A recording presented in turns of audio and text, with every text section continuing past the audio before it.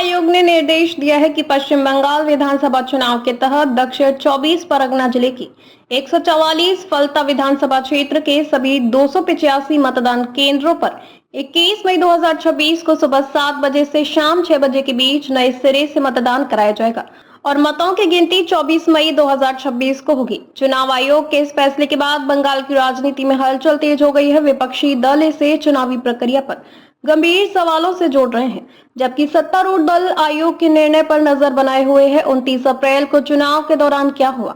आयोग ने यह निर्देश 29 अप्रैल 2026 को हुए मतदान के बाद जारी किए हैं।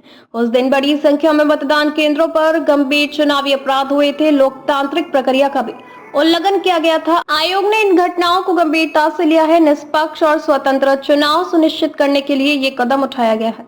यह फैसला चुनावी शुचिता बनाए रखने के लिए महत्वपूर्ण है। इससे मतदाताओं का विश्वास बहाल होने की उम्मीद है। 4 मई को सिर्फ 293 विधानसभा सीटों पर होगी मतगणना। आयोग के इस फैसले के बाद 4 मई को राज्य की 294 में से केवल 293 विधानसभा सीटों की मतगणना होगी। पहली बार ऐसा होगा जब एक विधानसभा सीट को अलग रखकर बाकी राज्य के चुनाव परिणाम घोषित किए जाएंगे। राजनीतिक हलकों में इसे बेहद असाधारण और नजीर विहीन कदम माना जा रहा है। शुक्रवार को भी इन जगहों पर हुआ पूर्ण मतदान।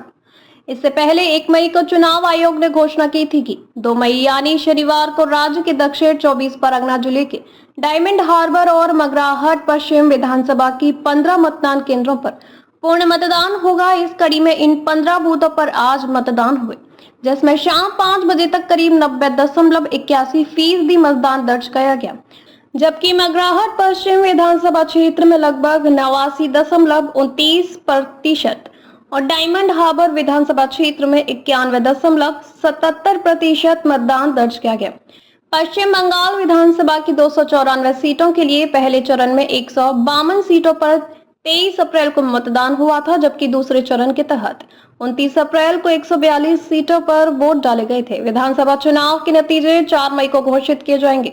दोनों चरणों में राज्य में जमकर वोटिंग हुई है। चुनाव आयोग के अनुसार पहले चरण में 93.19% वोटिंग दर्ज की गई थी, वहीं दूसरे चरण में 92.67% वोटिंग हुई थी। इसी के साथ बंगाल में वोटिंग का कुल औसत 92.93% से ज्यादा पहुंच गया है, जो कि देश में किसी राज्य में मतदान का नया रिकॉर्ड है।